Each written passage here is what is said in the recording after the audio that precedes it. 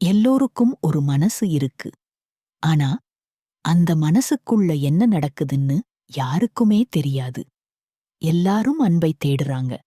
ஆனா, எல்லாராலும் அத வெளியில் சொல்ல முடியாது. அதனாலதான் ஒரு மனித மனதை புரிந்து கொள்வது அவரை விமர்சிப்பதைக் காட்டிலும் பெரியது. சிலர் சிரிச்சுக்கிட்டே இருப்பாங்க. ஆனா, அந்த சிரிப்புக்குள்ள 1000 வலிகள் மறைந்திருக்கும். சிலர் அழுதுகிட்டே இருப்பாங்க. அந்த அழுகையின் சோகத்தில் கடலப்போல வலிகள் ஒளிஞ்சிகிட்டிருக்கும். சிலர் கோபப்படுவாங்க. ஆனா அந்த கோபத்துக்கு பின்னாடி கவனிக்கப்படாத ஒரு மனசு இருக்கும். மனசு ஒரு விசித்திரமான விஷயம். அது சில நினைவுகள பிடிச்சுக்கிட்டு அழும். ஆனா சில நினைவுகள மறக்க பெரிய போராட்டமே நடக்கும். ஒரு வார்த்தை, ஒரு பார்வை, ஒரு நிகழ்வு மனசை ஒரு வினாடியில் கூட மாற்றிடும். அது நல்லதாகவும் இருக்கலாம், கெட்டதும் நடக்கலாம்.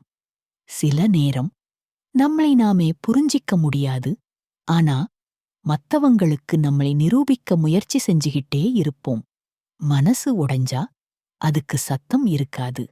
ஆனா அந்த வலி உயிர் முழுக்க கேட்கும். ஆனா ஒன்று நினைவில் வைங்க, ஒவ்வொரு இரவுக்கும் பிறகு ஒரு காலை வரும். அதே மாதிரி ஒவ்வொரு காயத்துக்கும் பிறகு ஒரு புதிய மனசு பிறக்கும். மனசை புரிஞ்சுக்கிறவங்க குறைவு தான். ஆனா அத புரிஞ்சுக்க முடியாமல்தான் ஒருத்தருக்கு ஒருத்தர் கருத்து வேறுபாடும் மனக்கசப்பும் உருவாகிறது. எந்த சூழ்நிலையிலும் மனசோட வாழ்றவங்க தான் உண்மையான மனிதர்கள்.